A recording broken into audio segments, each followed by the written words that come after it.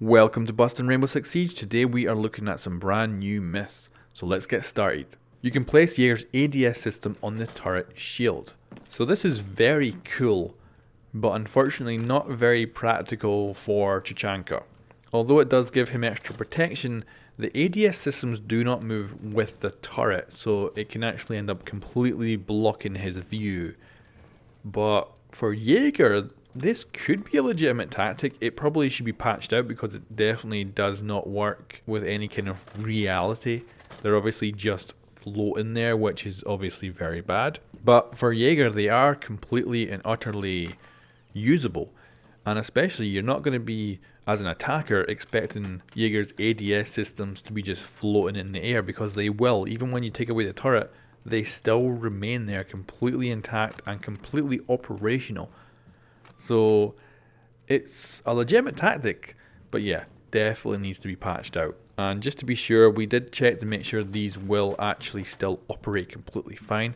So I'm going to fire a Hibana charge right between them all, and you'll see that all the ADS systems do successfully fire at the Hibana charges. So they do work, but yeah, it's a little bit nuts. So we can definitely put that one down as a confirmed. The button on Hibana's gadget will turn red when her charges are jammed. So this is actually something that's very useful, because as you'll notice, the button on Hibana's gadget right now is green. Now if Pyrex is to put down a jammer, it will turn red to let you know they're actually all jammed. And this can actually speed up your attack, because normally what you would do is fire off the charges and then you would attempt to detonate. And then you would get the big text saying that they're jammed. Then you have to go to teammates and go, I've got a jammer over here. Whereas all you really need to do is fire the charges off, look at the button, and you will immediately know if they're jammed or not, which can really speed up your process for attack. And that can really actually lead to you having a quicker victory. Even though it's like half a second, that half a second could win you the game. So that is confirmed. Bandit can electrify a wall with a Hibana hole in it. So a reinforced wall, even with the smallest Hibana charge on it, will result in a reinforced wall that you cannot actually put a battery on. It won't let you do it at all. Even though most of the wall is intact, you cannot put the battery down. But there are ways around this. For instance, you can put the battery down as the charges are going off. And this means that the battery is going down while the charges are going off. However, if you time it wrong, what will happen is the AoE from the actual charges will destroy the battery. But there are ways of getting around this, and that is just simply timing your battery placement.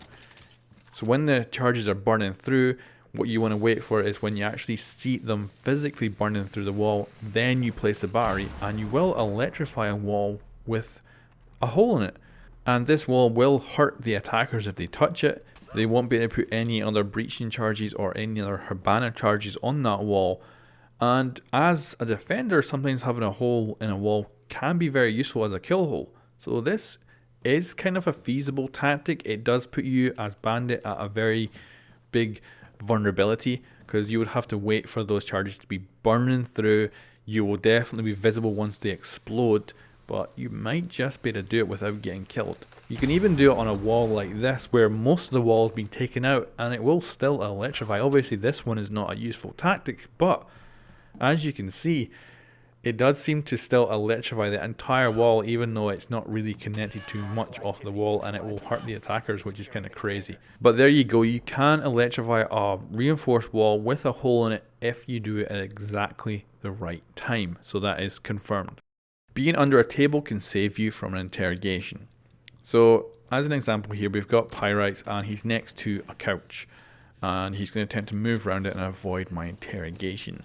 And you can see there's kind of a lip to the couch there, but you can see that it's not interfering with my interrogation. I can interrogate him no problem. However, this kind of seems weird, but you can basically use like a child's tactic here. Like, you know, if there's a monster, then go and hide under the table.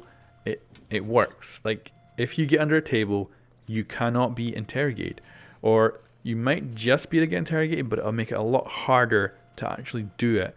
And the person interrogating will have to spend a lot more time attempting to get that position. Because you can see here the button is popping up every so often. But for the most part, it's almost never there. And it makes it a lot harder. I've got to spend a lot more time trying to interrogate. So more than likely that person's just going to kill you instead of actually getting the interrogation off. So this is a legitimate tactic that can work very well, especially in, say, a ranked game. You can actually avoid giving away your position to the enemy team crazily just by hiding under a table like a kid. So there we go, that is confirmed. Being behind a shield operator can save you from an explosive. So in the recent update, they made it so that shields are now taking reduced damage to any explosive that is in front of the shield. Even, for instance, an explosive this close to the shield.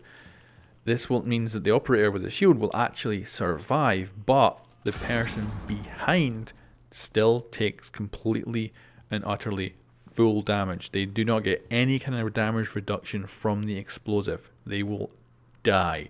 So don't get too close to your shield operators thinking that they're going to protect you, because that is busted. So thanks for watching, guys. If you want to check out my new series, I have Core Rust Theorizes and I go in depth on Rainbow Six Siege. Thanks for watching, guys. I will catch you next time.